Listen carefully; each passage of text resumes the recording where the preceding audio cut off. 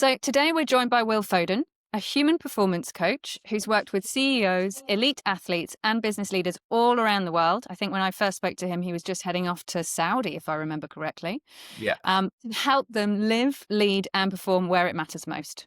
So through his company, Built for Pressure, Will helps high performers build physical resilience, mental sharpness, and the leadership capacity to thrive under stress, all of that without burning out.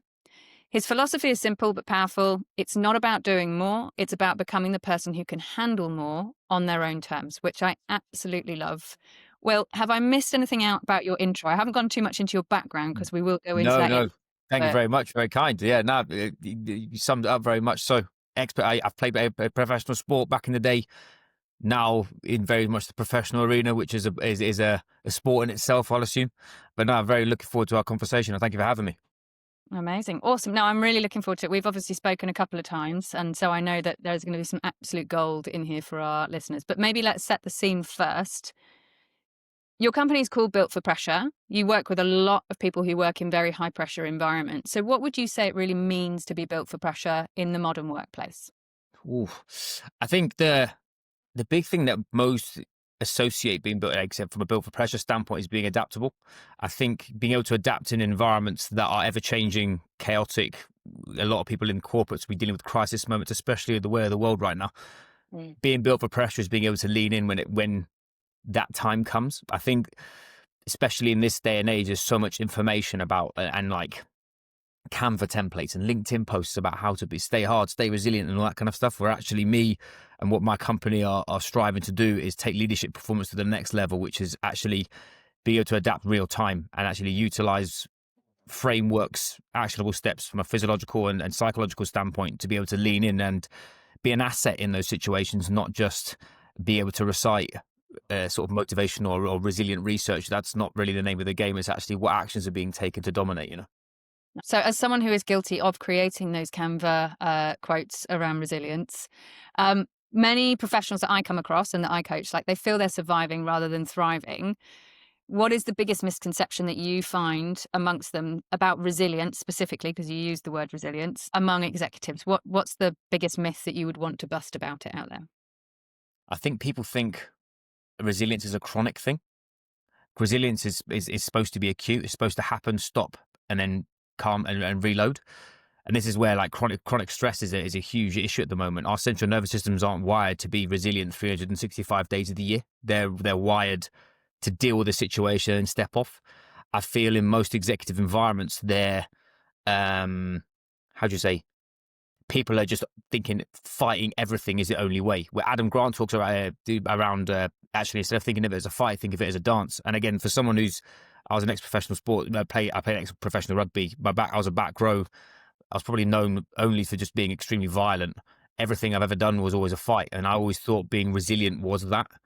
The bit that sort of elevated me, not only from a physical standpoint, but from an emotional and sort of professional one, was the more awareness around when actually sometimes being soft is very important, and being, again, vulnerable is a bit of a coy term at the moment, but I feel like being vulnerable in that respect is also very important in certain scenarios, but it's all situational compared to people think be resilient, full stop. One of my friends, Gareth Timmins, who's an ex-Royal Marine, he says about cognitive endurance. I find that's more around being able to have sustainable stress capacity compared to just that. Like I said, be resilient in moments is brilliant, but trying to fight your way through everything is only going to make you tired. Yeah, I always think of resilience as like it's your ability to get back up when you've been knocked down, as Yeah, opposed to always 100%. be Like throwing punches.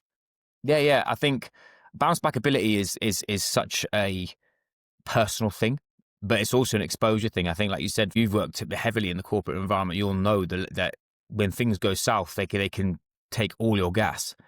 Being able, but also they can affect you on a personal level. And most of the time in those corporate environments, you can't actually show that. I think that's quite the mask of looking professional as a professional is actually quite a detrimental piece, because people forget the human inside of their performance. And it's not mine, it's Gordon Ramsay's term, was that, are you taking it personally or professionally?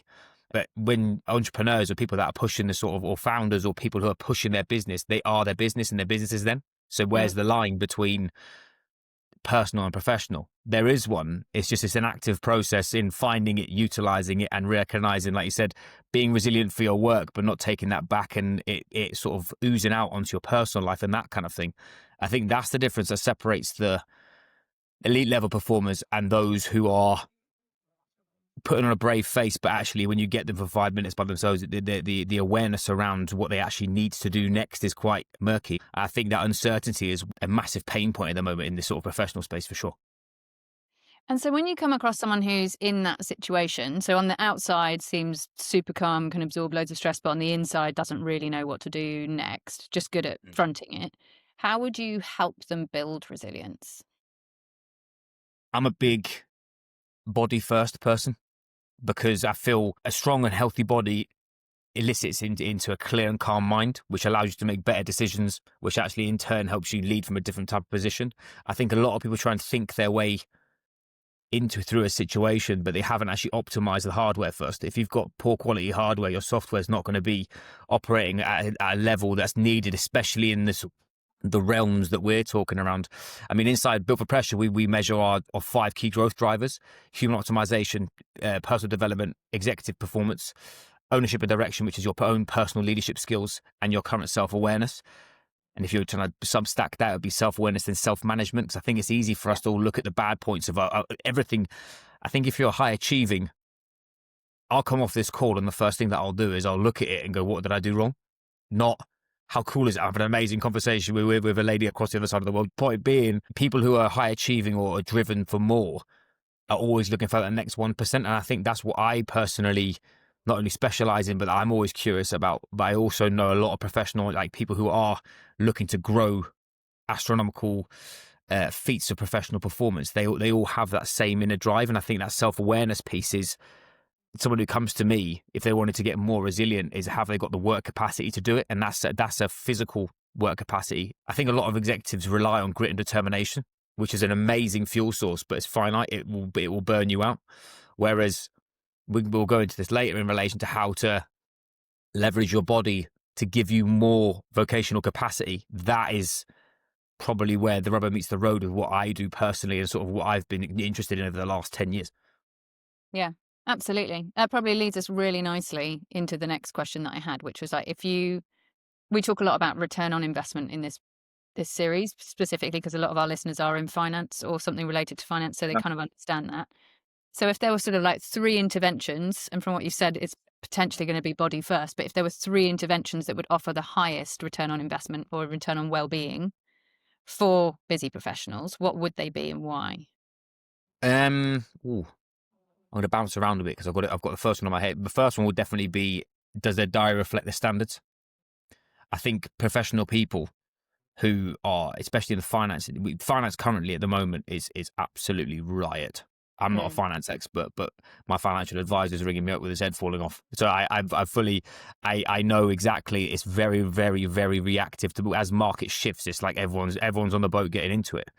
But if your diary doesn't reflect the you inside of your performance, that's massive. What do I mean by that? I mean, have you got your training locked in?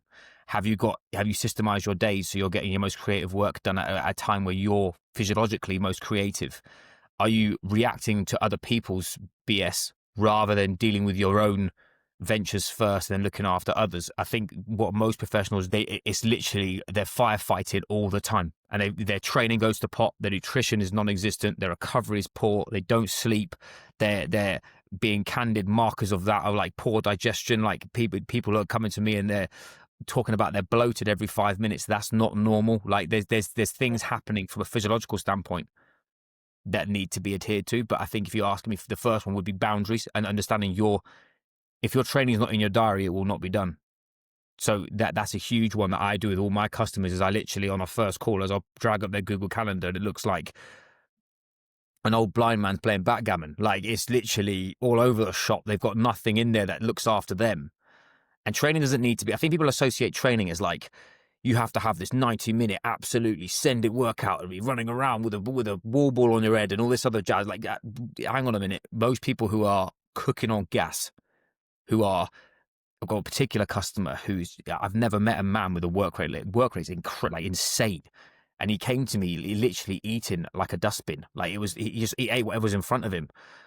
it wasn't that he meant that. It was that he didn't have himself locked in his diary the month before. So everything got filled up and he had no opportunity, where if you look after you, I think that's massive. Number two would be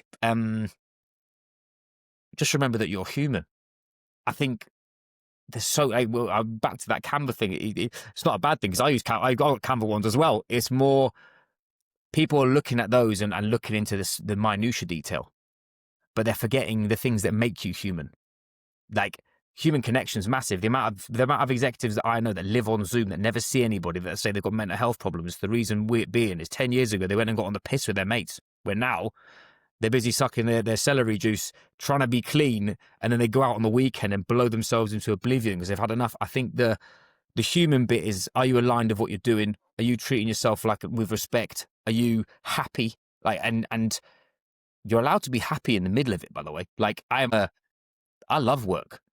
Like, I said this to someone, we were joking about it the other day, about, imagine you won the lottery.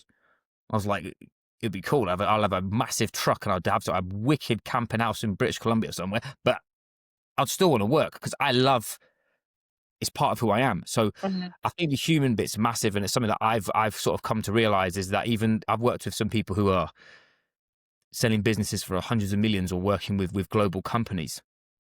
If you ask most of them what do they want, they'll tell you some like goal around their body composition or insert whatever challenge. Actually, what they want is they want peace of mind, that they're aligned with their actions, they're calm under challenge, and that they know they're capable when they're asked to on. I think that's huge.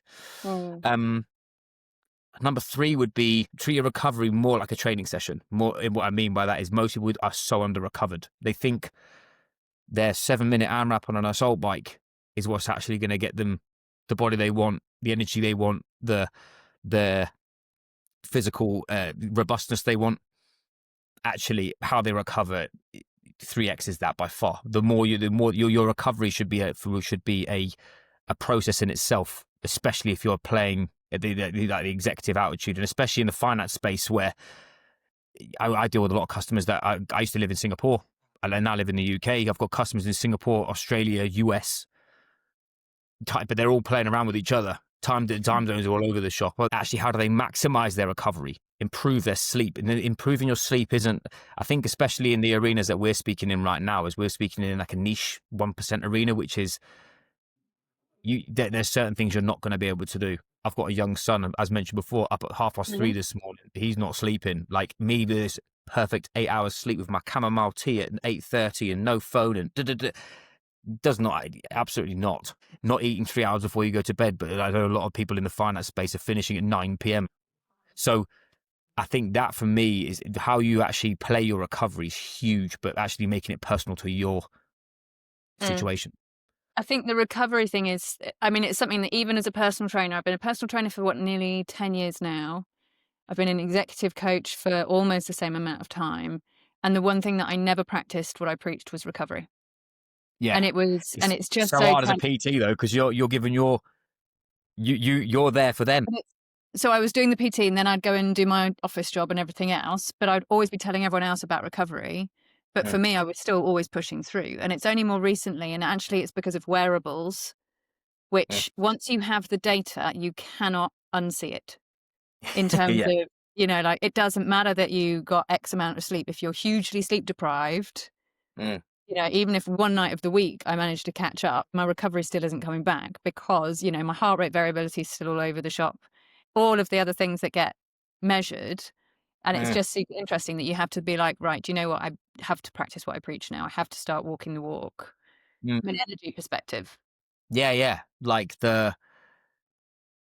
it's difficult, isn't it? Because especially because we use what you measure, you manage. Yeah. So if you measure, everyone in the finance space is very obvious P&L or it's whatever.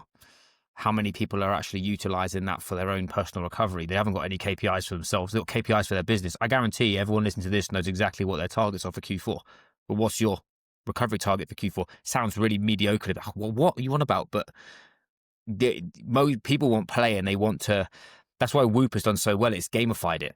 And if you gamify your recovery and use it as another practice of performance, you are then walking the walk. And it's so, I think especially people who aren't coaches, as a coach, you've got your own standards, but actually the ones that are outward facing are the ones that people see. So, and especially when especially a lady like yourself, who's a PT, an executive coach, you'll have a lot of people who look up to you who are probably idolizing you a little bit because they want to get in and do a job they enjoy rather than being on the corporate hamster wheel, vice versa.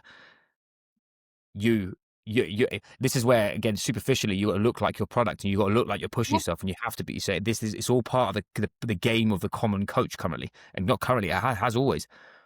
But actually, does your internals reflect the external? Like, you could be, I know people who come to me who are shredded and their blood work is horrific. Like, Really? their cholesterol is through the roof. I've got inflammatory markers coming out of their ears. But yeah, oh yeah, cool. I look wicked. I look great on Instagram. And then 3 months later, they break themselves training. Their mental health goes to pot. They get massively overweight.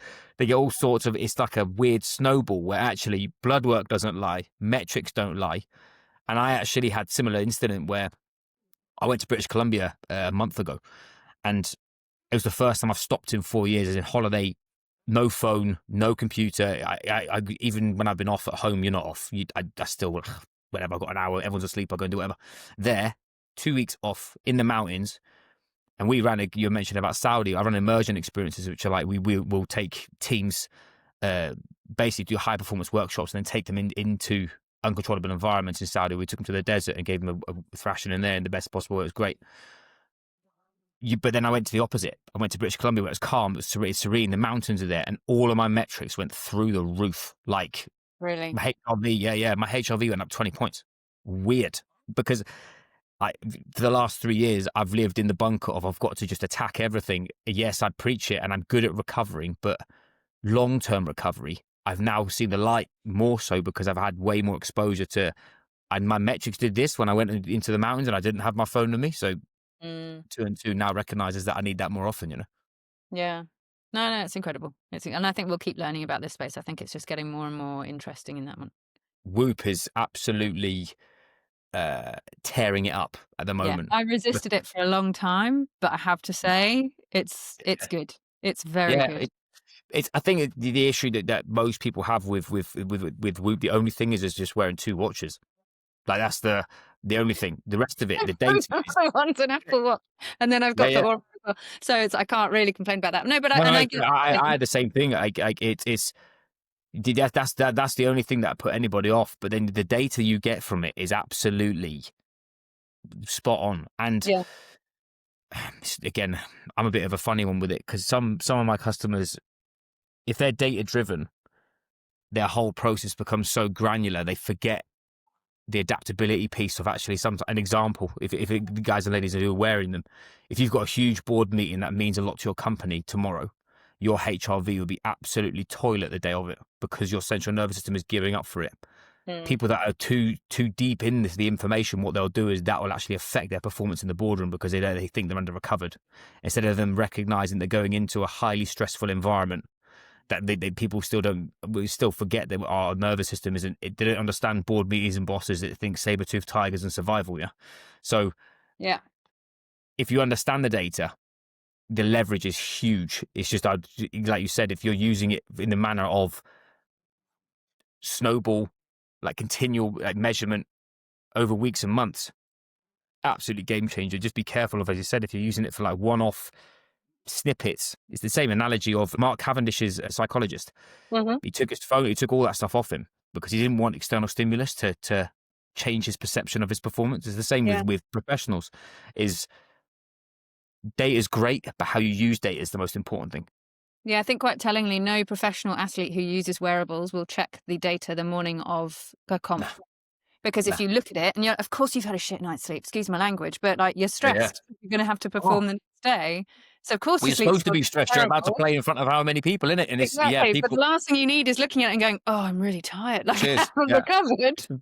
It's the So worst thing about Garmin is when you're running and oh, if you run and you have like, I've had a bad night's sleep or go for a run, it says you're like -5 and you're like, mate, come on, give me a break. It's just it does you in. If you take it personally, yeah, you just sack your yeah. run off and go down to the calf. But yeah, I don't do Garmin because it's just there are so many memes about like the difference between an Apple Watch. It's like, woo, you're amazing, and Garmin, which is like you're trash. yeah, Why do you even literally is bother? that. It's like a form of abuse, but I kind of like it. Fair enough.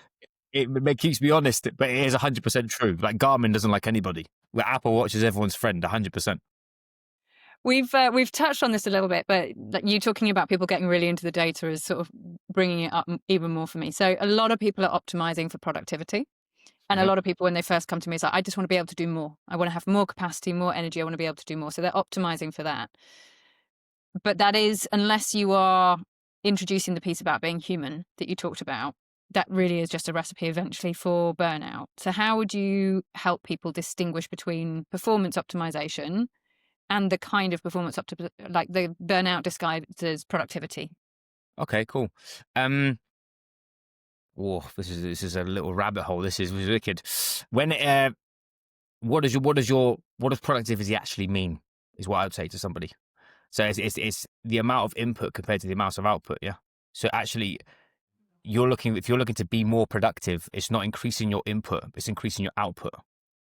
So your input is the same, but your output is more. That's being productive. Where just telling somebody to work more, that's not productive. And this is where you look at the sort of the state sort of productivity. Look at it from the lens I mentioned right at the beginning. From the human side of things, most people aren't fueling themselves enough to be productive. They forget that their brain needs fuel as well. So what most people do, they never have any carbohydrate. You got females who they're fasting until 10 a.m. because I don't know, Joe Bloggs' mate tells you to do it. Where if anybody wants to, the Stacey Sims stuff, this is like should be common knowledge now that females, the way their metabolism works is different to a man. So females who are fasting, you need to get protein in a lot faster than a man. We can go down that rabbit hole if we want to, just because of the basic muscle breakdown. But vice versa, from a body standpoint, if you've got the gas to do it, two, are you putting your brain in the right position to be more productive? That's another thing that I see people who are so distracted, and it takes you 21 to 23 minutes every time you go into a distraction to get back into. People talk about flow state, but just to have focused work, actually setting yourself up to do that. So because your body's naturally inclined to try and find dopamine, like it's naturally inclined to be lazy. Your body doesn't want to be productive; it wants to be a lazy organism. It wants to live. So how do you physically get yourself in that shape? And that's the sort of long term piece.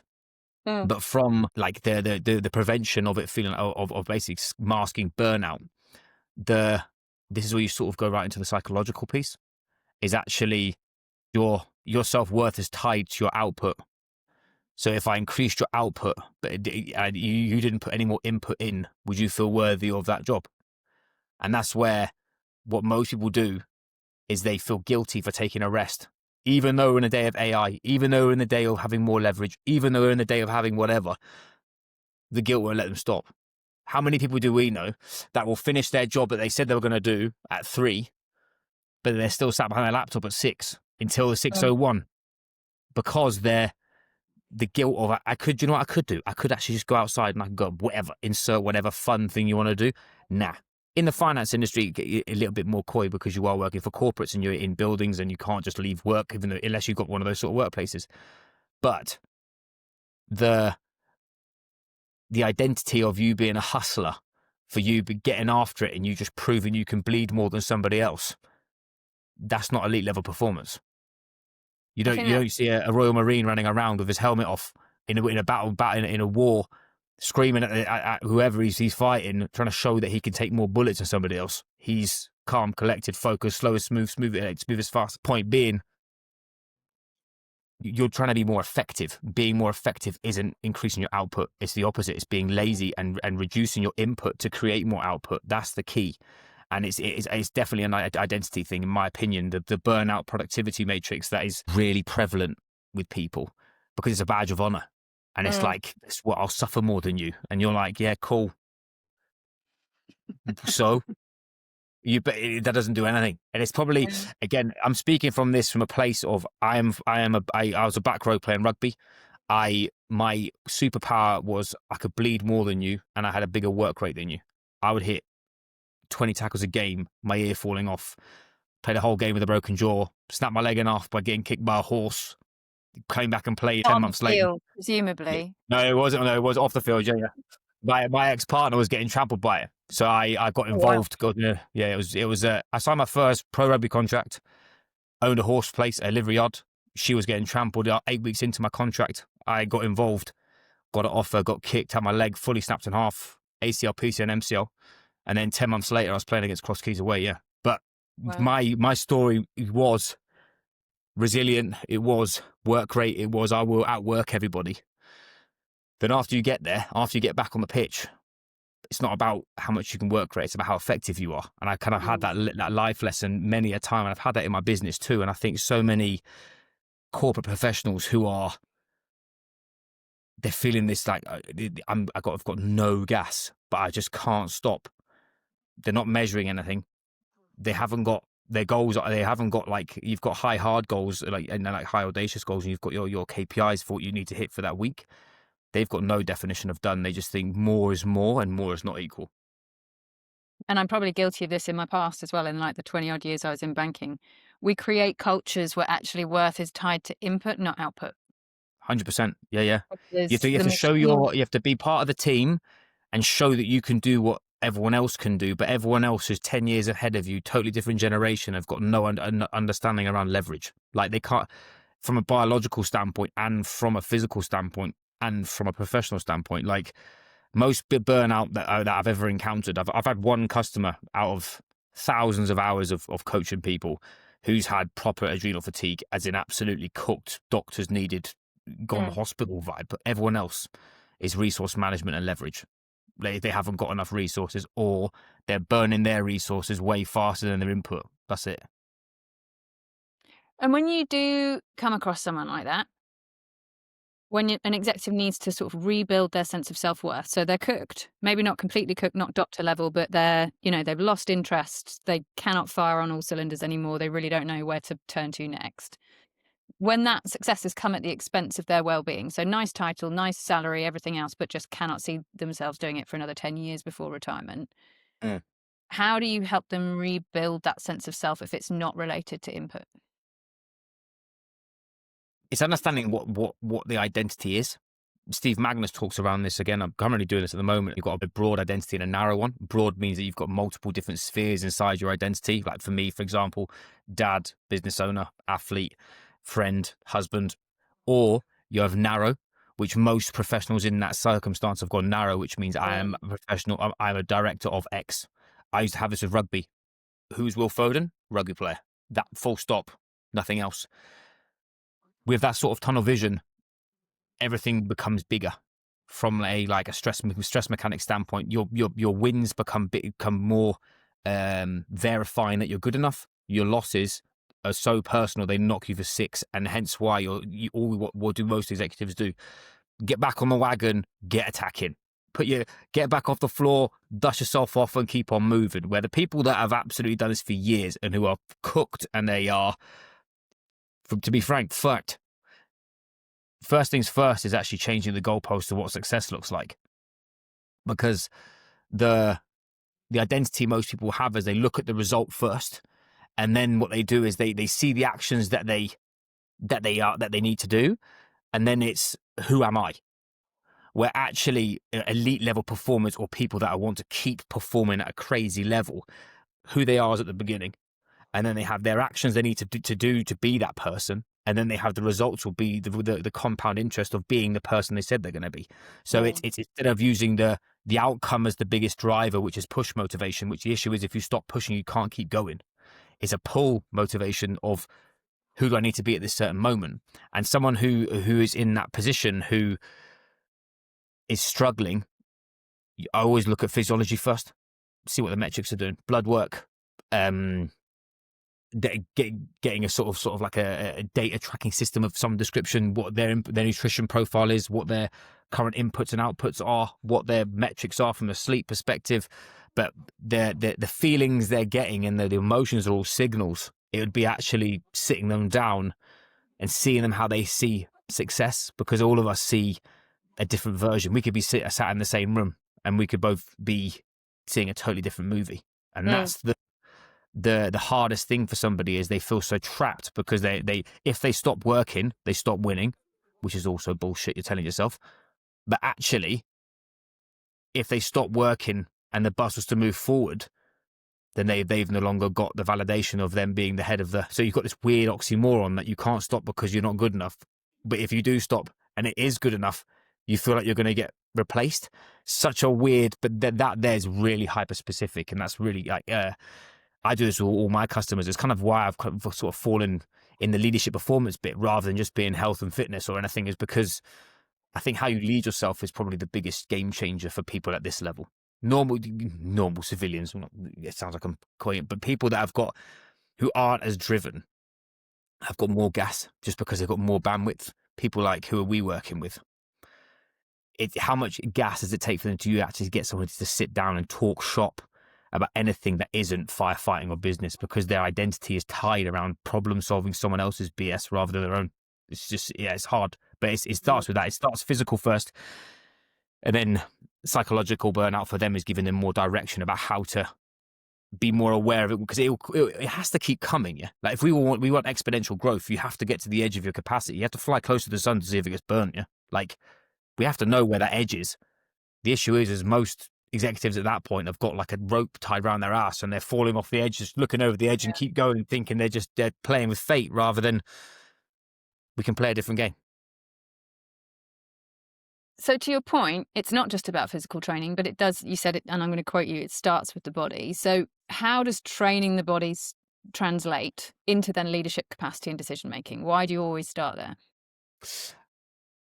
You always see somebody's true colors when they're doing hard things, and you in times of chaos, you always sink to the levels of your training in everything. When you're in business and the markets are going Pete Tong, you got some people that still make money in there and some lose everything.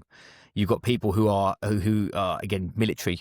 It's you train yourself so that when you are in a firefight, it's just another training session. If you do professional athletes, we're the same. The more that you practice, the more it becomes second nature. I think when you're under stress and duress, you sink to your baseline, and the more that you train your body to be robust, to go and do hard things, to do things that when your emotions are saying stop, but you're pushing your body through, it's like a trust mechanism. Your body is building trust and building its callous. You can talk about it from like hippocampus growth and how like the part of your brain that and how that is like Andrew Huberman and David Goggins. You're saying how thick. I think David Goggins' hippocampus probably about 11 foot long because he's absolutely off his bonnet. But you know what I mean? Like you train resilience and to be more resilient in micro exposures. And those micro exposures have to be just on the edge of pushing past your current adaptive capacity, because that's how you grow. You general adaptation syndrome. You stress yourself out, your body adapts to it. You then become more effective at doing the thing. It's no longer a big stress. You've got to stress it even more. And it's like training a muscle, but most people don't associate. They think like mental performance and physical performance are over here, like polar different. I'm the opposite. I think it's an infinite loop. I think it's such a. I used to do this in Singapore. I used to have a load of shipping brokers come in, and it started off being just a 4-man team basically, and most of them desk jobs. Most of them, they'll say Harry's boys will say they're athletes, but they are civilians. Yeah, they're not professional athletes, and all I did with them was made it competitive. Because by making it competitive, it suddenly turned it from just being about their health and trying to talk to them about like it was like a motivation drive of you're going to beat your mates, so hurry up and get moving. By the end of the time I was there, we had 16 to 20 blokes absolutely chasing it. But actually, in hindsight, they were all working against each other in the trading rooms as well as in there.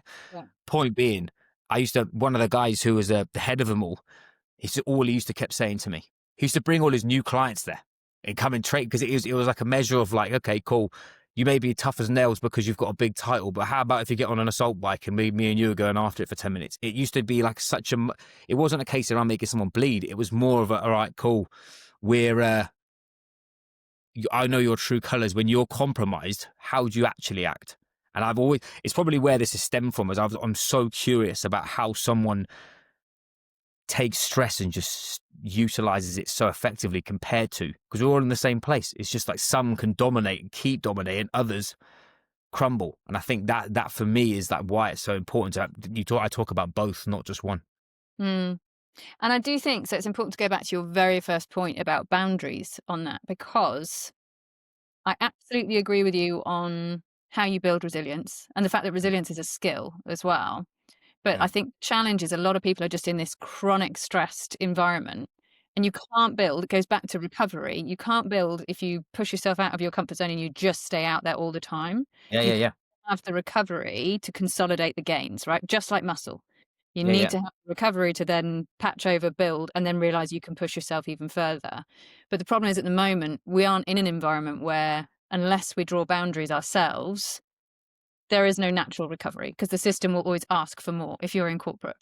And so 100%. I Yeah, yeah. And if you think just put a it all brave ties. face on. Mm, Yeah, yeah. I think, but also just for people to stress is perception. Yeah.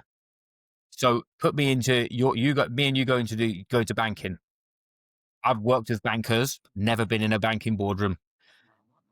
In that environment, you've been there, done that, got the t-shirt. You walk in there, no problem, talk, drop, and leave. I walk in there, pretending to be prim and proper, with my hair combed over, thinking, "What the f and is going on here?" Right, cool. I've just got to figure this out. My stress is going to be way more than yours, even though me and you both operate in the same environment.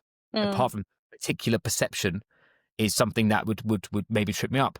That most people they see stress response as a negative thing. Stress is like the number one driver of performance. So everyone's clear. Like if you're not stressed, I was about to say you're boring. You're not boring. If you're not stressed, you're not going to grow. Period. You're not going to perform. You're not going to perform. Pressure needs pressure. Yeah. Mm. Whereas the perception of stress is where we need to start. That's the difference that makes the difference. Is most people we use a thing called a challenge response rather than a stress response. A challenge response it means it's open ended, it's responsive, it's adaptive, it's I've got a capacity to. It's a stress response is inward thinking. Oh my god, everything's falling in on me. I can't do this. Da-da-da-da. If we change that frame, your language shapes your environment, shapes your world, let alone your environment. If I see like this podcast, massive stress. It's not really a stress because I know you're a legend, and I also know that this is our field. Like I'm not talking about ironing or antiques or whatever. I'm talking about stuff that I love. So is it stressful? But I also know someone in my shoes who's never done this before could be absolutely cacking Mm. themselves. They're like, what the point being is pressure is a privilege. People operating in this is if you didn't have pressure, you'd be bored. So if again, I always say this to people that are in finance as well, is look, the door's over there, boss. Like you don't want to leave. You're struggling to, but actually, if you want to get paid the way you want to get paid, you want to have the impact, the status, the freedom, the opportunity, the all the bells and whistles that come with it. Okay, cool. Well, it's a choice. So if it's a choice, it's a privilege. Then you need to choose how we see it, how we utilize it, how we play it. And back to Mm. your point, it's taking responsibility of your in-house. Do you like you're going to go and play with fire? Put the gloves on properly and play with it properly. Don't you're going to get burnt otherwise. Like that's literally and I think so many people.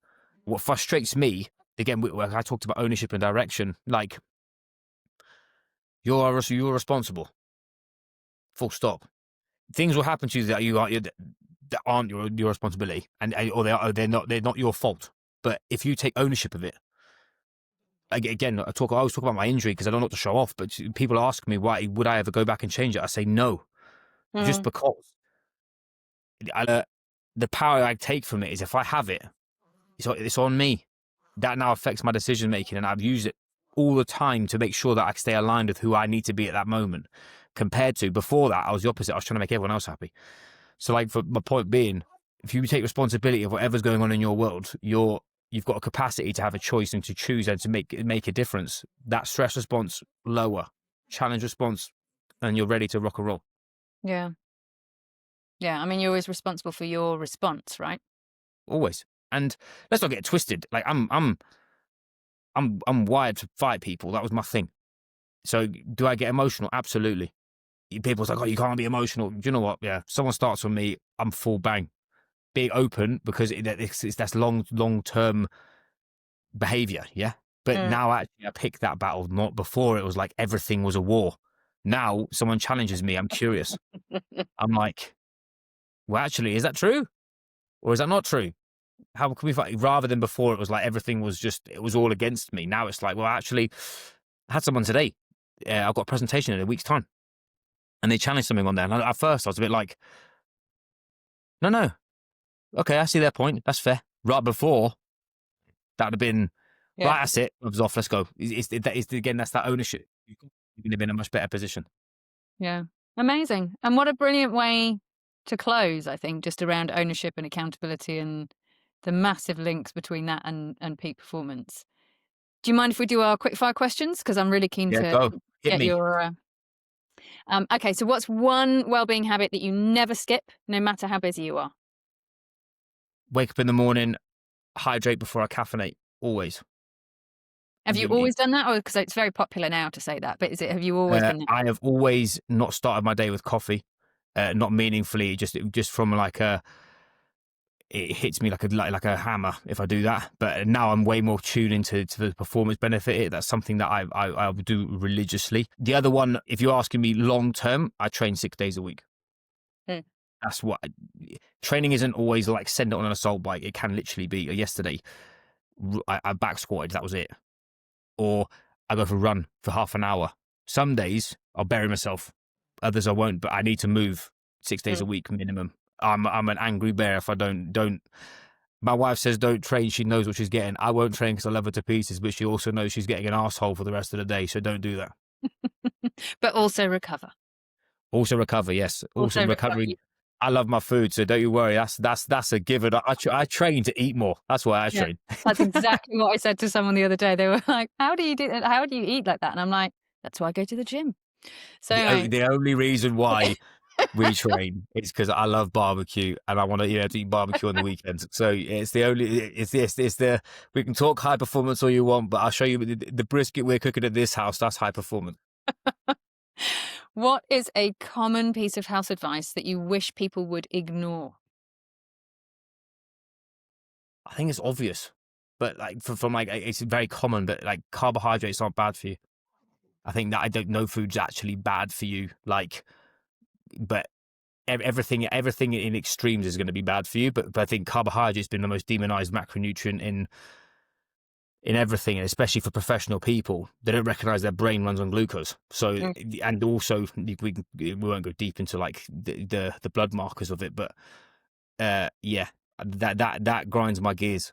It's more from a trust thing, especially in female populations, not being sexist, just the gang mentality of female. If one of your mates does it, all of them will start doing it, and it's a generational thing too.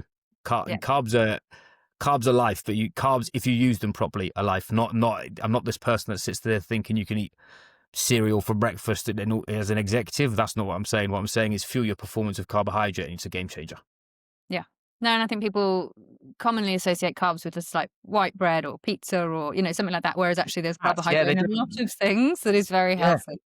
So 100%. And it don't say don't you go down the road of like the healthier the organism, the more it can absorb.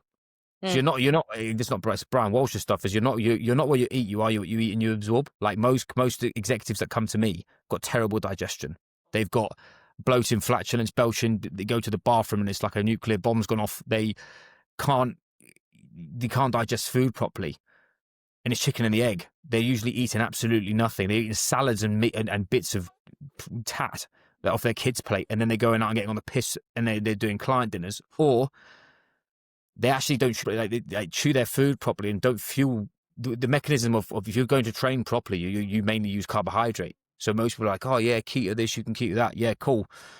But then what type of training are you doing? Because if you're mm, doing high energy output, high glycolytic work, i.e. sprints, and you're trying to run that on fat, not going to happen. So food quality is very important, and I'm big, especially in our space where this is more health and well-being rather than like elite levels of physical performance. I've got some that are both executives and who are pushing their physical limits.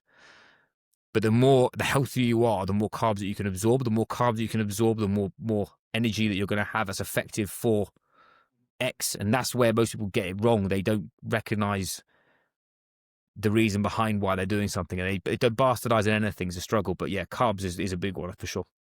yeah, and I think I agree 100% in the female population. I grew up in the era where carbs were evil, and Yes, yeah. low You do fat was not eat great. them. Have everything low fat, people. We're just going to fill it full Yeah, of sugar. yeah. So Oh, just don't eat it. Just eat don't air eat sandwiches, dust. isn't it? Eat dust Yeah. and do aerobics. Right. If you could put one performance principle on a billboard for every leader to see, what would it say? I would put, don't start your day with your phone. Interesting. There is a really geeky scientific reason for that, but there's actually more so about most executives that get on their phone and they suddenly lost themselves before anybody else. You're not looking after yourself first there. You want to start firefighting at 7 a.m, or make sure that you're optimized and ready to deal with that fire. Make a choice, be effective or just be monotonous, I think. And I'm so guilty of this, but you're immediately letting other people take control of your day. And they're not meaning to, but it's that you're immediately responding to that rather than. It's this is where you start talking about from the self is compulsion. And Yeah. also I look at it two spheres. I've got that side of me, which is I'm a coach, I'm a problem solver. If I see something, I want to solve it. So if I see it at 5 a.m, I still want to solve it. Whereas it might, from a personal standpoint, it's when I spend time with my son. It's, the main part of my day is 5 till 6:30 with my son. It's a respect thing for him, but there's also, from a psychological standpoint, when you wake up, your brain's in alpha brainwave state. It's there to calm, rest, digest. It's coming out of dreaming. Yeah. If you go onto your phone, you go to beta, so you go to hyper focus. You're just like starting a car in fourth gear. Let's say a big decision's coming in and you think you're being effective because you're getting on the phone quicker. That's not being effective. Giving yourself half an hour to get hydrated, some sunlight, a little bit of movement if you can, all those cool things. Even brush your teeth properly, Mm. and then deal with your phone. It means you're going into that with a responsive compass compared to a reactive one. I think that's huge. And there's so many people I see, they're just like walking zombies. And that what actually happens is the reason why at 10 a.m. they're still fast asleep. They're having 5 coffees deep and they don't even know what day it is. It's because they haven't set themselves up. Yeah. I'm going to actually. I used to, when I lived in Hong Kong, my phone was in a different room from me when I slept. Yeah, nice. I'm going to Yeah, yeah. start again because here I don't do that. I've fallen into bad habits on that one because I've got a business in Hong Kong, business in Dubai. You wake up and then I'm on a board that's in the US. You wake up and like my WhatsApp is just can't. Wild. Yeah, And yeah. so, yeah, I'm going to try that again. That's really good advice. Thank you. I'm going to ask you one No more worries. question. I'm going to let you go Cool. if that's okay. Yeah, of course. What is one book, practice, or mentor that's most shaped how you think about pressure? Oh.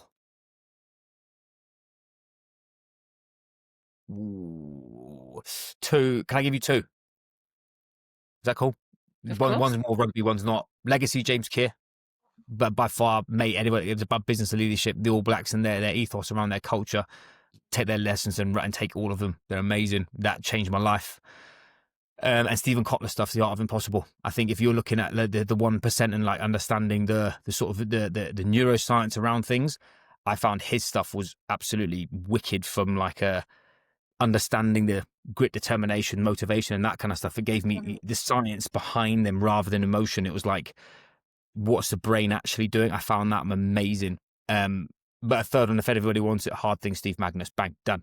Sorry, that's not one, that's 3, but Choice they're price one. I'm loving it. yeah, Okay, I'll link to all of those in the podcast. they're game Well, changer. thank you so, so much. This has been absolute gold. I knew it would be, but even more so than I'd imagined. So thank you so much for giving us so much of your time. Really, really Oh, appreciate it. no, thank you so much for having me. Legend. Where can people find you if they're looking for your help?